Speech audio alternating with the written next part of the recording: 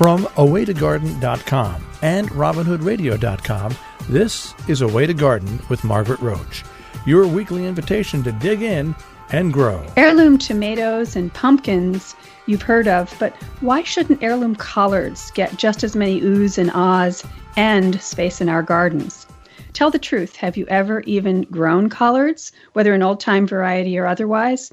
You should, and to that end, National Collards Week begins December 14th, spearheaded by Seed Savers Exchange, Southern Exposure Seed Exchange, the Utopian Seed Project, and others. And that seemed reason enough to me to dig in and learn about this delicious green.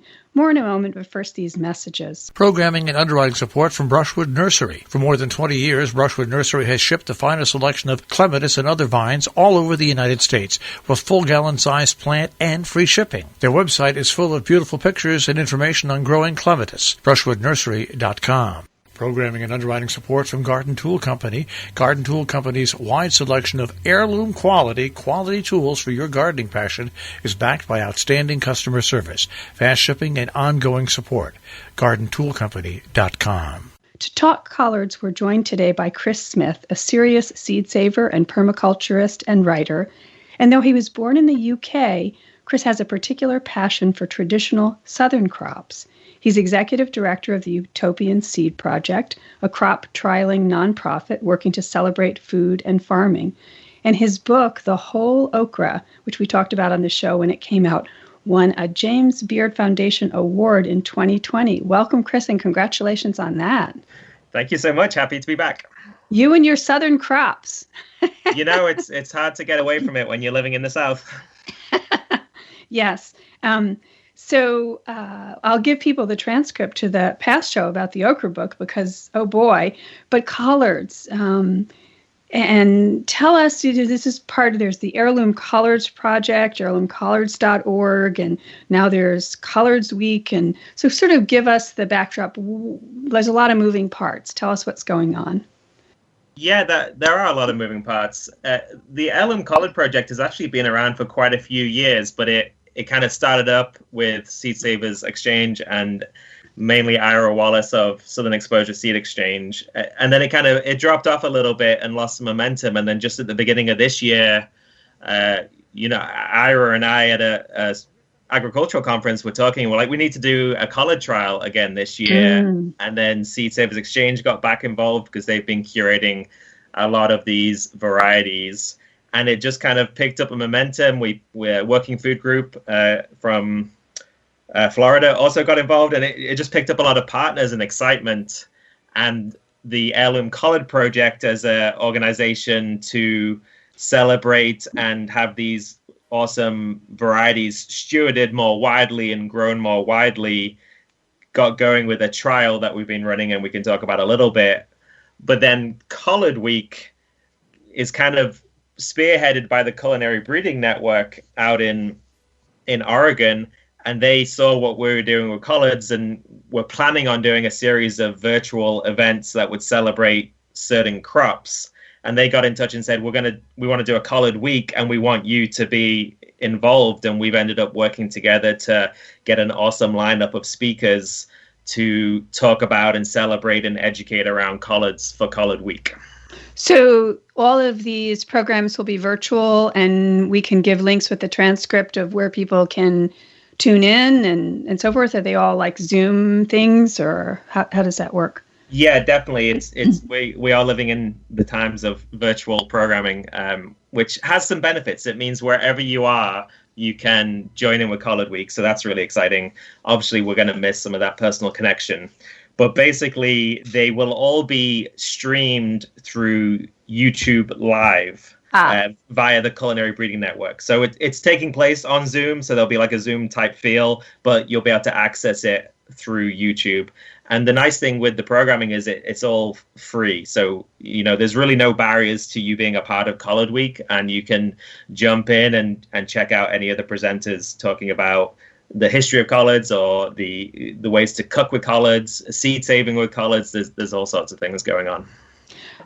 You mentioned Ira Wallace, and Ira, one of the highlights of my garden in recent years is that she came with a friend up here and actually visited me, and I got to spend an afternoon with them, which was really sensational because from the very beginning of Southern Exposure Seed Exchange back in the day, even though I'm a northerner, I used to always order things from there, and I was so fascinated, as you have become a transplant to the South. Even though I didn't get transplanted, I was always interested in, well, what's a greasy bean, and what's a collard, you know what I mean? Things that weren't on the plate where I grew up and weren't in the garden where my mother or grandmother or whatever, in the backyard here.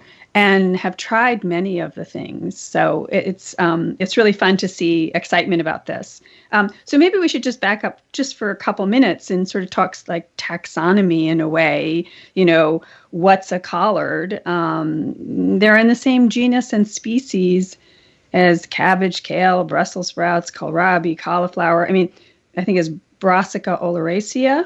And yet there's like so many groups within that. It's just... Taxonomically, this is one that stumps me all the time, and I can't keep it straight because there's like these groups, cultivar groups within that sort of species,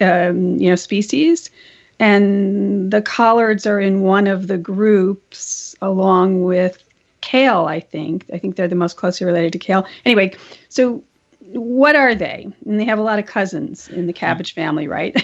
Yeah. Whenever I teach on seed saving, this is the species that I use as an example of kind of like the marvels of domesticated crops, because Brassica oleracea has, as a species, birthed all these different offshoots that you've just listed some of them. But to walk into the supermarket and see your cabbage head and then your kale and then your Brussels sprouts, you wouldn't necessarily put them all into the same species, but through like the act of like selective seed saving and really developing specific traits within that species, we see this crazy diversity of food crops. Broccoli and cauliflower, they're all included in there.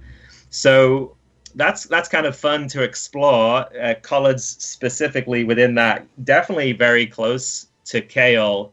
It's interesting. One thing I noticed when I was working at So True Seed, a small seed company down here, was we started carrying Portuguese kale, but it turns out that Portuguese kale looks just like a collard leaf. And I was like, hang on, what's going on here? And it turns out in Portugal, they don't really have a word to differentiate the two. So they really are very closely related on that level. And collards are just, they do reasonably well with the heat, even though they taste better after a frost. And they tend to have a little more of a broader leaf. But as you'll see, if you check out some of these collards that we're working with, even within what we call collards, there's this huge diversity. And we have some cabbage collards that form a little bit more of a head like a cabbage, even though the cabbage has gone all the way to form a tight head. You have these like heading collards, which are, again, kind of, maybe you could think of that like heading lettuce versus loose leaf lettuce. So there's a lot of differences within collards as well. A lot of diversity to explore, which is pretty exciting. Yeah. I mean, I've only ever grown... And I'm going to sound like such a dodo because it's Vates is the only one. And I mean, I think there's offshoots of Vates, like Vates relatives or whatever. But and that's the only name I even know. I could probably name 100 tomato varieties and 50 squash varieties. But that's the only one I even know. And I remember... the leaves felt thicker to me, more. It took a little longer to cook. They were thicker. It was bigger, more broadleaf, so to speak, I think, as you just said. And but when I look at the pictures, they're quite of these heirloom varieties that are in your trial, and you can tell us a little bit about the trial in a minute. But they're diverse, and some are shiny. Do you know what I mean? Not shiny, but a little more glossy than others, and some are a little more matte. Yeah. Like they have some look like they have almost like a waxy covering on them, or is that the case? Tell us a little more. There's, and I kind of feel like I've going down the same rabbit hole as I ended up with okra. It's just Uh-oh. I know, yeah. We've got such an underappreciation of what these crops and what the food system could offer us. And we kind of, we get trapped in these singular varieties or what we're offered in the supermarket. And it's exciting to blow that box open and see all the differences. You mentioned Vates. There's another, very well-loved collard, which Georgia? is called... Georgia is a well-loved collard and is pretty well known. I was going to say green glaze because yes, that was known for having that sheen. Okay. To it, but a lot of them are more matted, and there's a lot of coloration differences. And actually, you mentioned Ira. We're so honored to have Ira and all her wisdom as part of this project. I really enjoy learning from her. And just yesterday, I was speaking to her, and she mentioned that if you want to get people into eating collards that aren't necessarily into collards, because there's some flavor differences too. She was saying that the paler colors, we have some varieties that are described as yellow collards or white collards, and the paler ones have a more mild flavor as well. And the darker colors tend to be a bit more intense, maybe have some of those bitter tones in them as well. Certainly if you're eating them as a summer collard, where they tend to be a bit more bitter and then they sweeten up after the frost. So there's all these different correlations within the collard varieties to be explored. And I feel on some level we're just beginning to get into those bits of information. But yeah, it's pretty exciting to see them all laid out. And unlike okra, one of your other obsessions, if I may say that in a complimentary manner. No, I'm not dissing you. Unlike okra, collards actually, or their ancestors, so to speak, I think they're native to parts of Europe and even maybe up into the UK. Like that species is not, it's not from Africa. It's not from, like so many other, what we think of as southern, right? Southern traditions. It comes from Europe, I think, doesn't it? Yeah, I've been putting a fair bit of thought into this myself because, I'm a definite transplant from England into the South. But at the same time, a lot of my, my agriculture, my passion about food really ramped up when I came to the South, despite growing up in a gardening family. I really dove into it when I came to the South. So peanuts and sweet potatoes and okra and all these heat-loving crops are really where I got my founding in agriculture, which is strange because I'm British and we can't grow any of these things in England. And when we start looking at the history of these crops, and a lot of them came across with the slave trade from various West African countries, and there's a very divergent cultural connection that I simply don't have, and I'm looking at these as an outsider and really trying to do honor to that history and read about them, but they're not part of my culture, and I accept that despite dearly loving them. But when we look at collards, they were almost, you could say they were adopted by enslaved Africans when they were brought to the South. And because they have a history in West Africa of really cooking well with these deep, thick, leafy greens. Yes. But those traditional West African greens weren't available in the South, but collards were. So they were kind of adopted and incorporated into what's become an African American Southern cooking culture. But the actual botanical heritage of collards, funnily enough, most likely could be traced back to Britain. So this is a crop that I have a little bit more cultural connection to, because it's a cold-loving brassica coal crop that enjoys the cooler, longer days of a northern European climate. So yeah, it's really interesting that it's definitely in America a southern African American food crop, but it's got botanical ties back to my actual homeland. Which, So it's another thing about it is that it's a biennial, yes. So like the brassicas are biennials. I don't know if that's true of all of them, but in this species, I think they all are. And that means in order for it to make seed for next time, and we're talking about heirlooms and carrying them over and so on and so forth, it has to have a second season, right? Yeah. And so I saw these pictures on one of the websites, and I don't know whether it was heirloomcollards.org or the Utopian Seed Project. I can't remember, of dug up collards, plants, roots and all, but then the tops cut off, presumably eaten, and the little crown, like the little future leaves, that are all tight and like pale green still, like not quite ready, like put to rest somewhere for the winter, tucked in somewhere for the winter, and then they're going to be planted again next year. The way another biennial crop that we want to save seed from, or at least that's what we do up here in the north. You know what I mean? It has special challenges also to become a seed saver of collards. Yes. Yeah, definitely. It's interesting because one, it needs to have that cold period in order to go into that seed production flowering cycle. So if you go too far south, then, we've got partners deeper into Florida, and they can't really be seed savers because they don't have that period of cold to trigger the flowering process. And then if you go too far north, then it's so cold that it'll kill the collard. And so it doesn't survive to that second season to go into its flowering reproduction cycle. So what you're referring to there it was actually a blog post that we've published on the Heirloom Collard website, written by Nora Hummel, who is our Seed Savers Exchange partner in this. And so she wrote it for our site so that people could have an idea of the process. So it's actually a really fantastic blog post that talks you through the whole process with some really good photographs. But yeah, they kind of like carrots and other root crops, they're literally taking like a part of the plant to keep it alive in a dormant state over winter, to then replant it next year to have it grow out again, which is fascinating.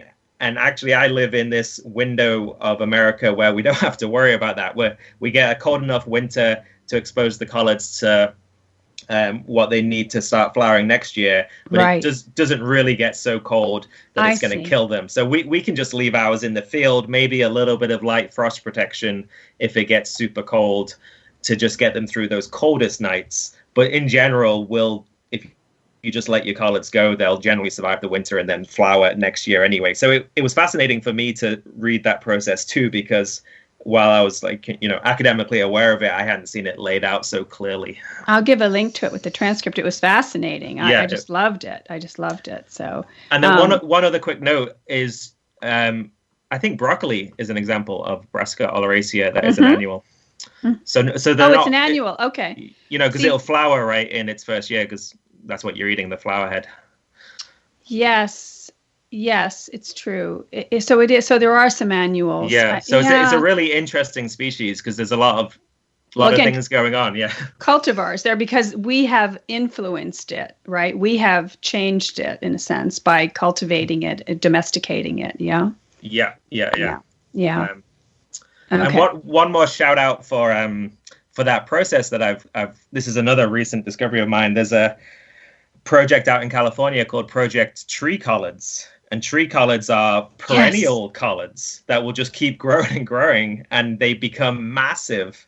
And the main way that they propagate the tree collards is by taking cuttings, like you would like a shrub or something, and rooting out the cuttings. And they actually mail cuttings around the country, so you're getting a direct clone of these tree collards, and that's crazy.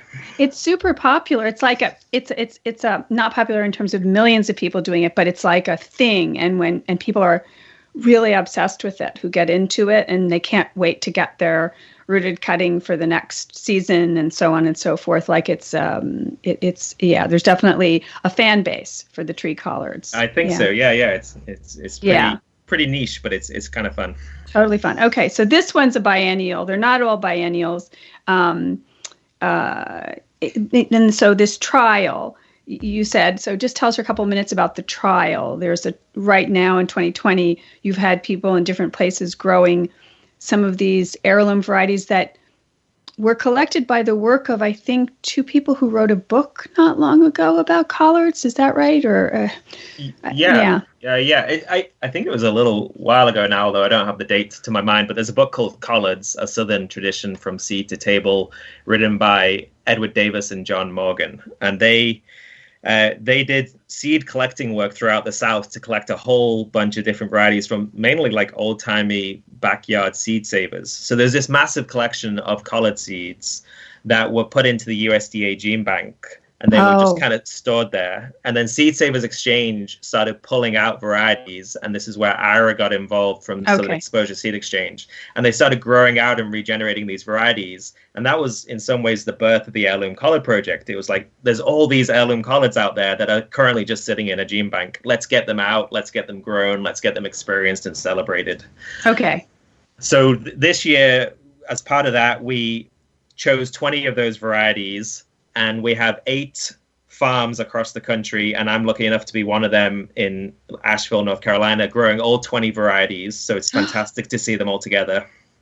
So that's quite beautiful. But then we also opened it up to like a community science project where we reached out to our networks, and we have over 200 people across the country, each of whom are growing just 3 varieties randomly selected from that 20. And we partnered with an organization called SeedLinked, which is kind of like a data collecting seed trialing platform. It's pretty new. Yes. But they're able to take all that. You just interviewed them. I remember. How did you know that? Yes, so and it was. I love sorry. it. I'm so excited about it because it's about time for us to have that technology applied to our seed evaluation, and to have a citizen science project about seeds. Yes. Yeah. So they are amazingly like. Each of these people growing just 3 varieties were able to get all that information recollated together and then draw meaningful conclusions based on SeedLink's fancy software to then be able to, which ones taste best, which ones are frost tolerant, which ones are best suited to this area. So it's very, very exciting to have that many people participating in our first year of this kind of concept of nationwide trialing. Wow.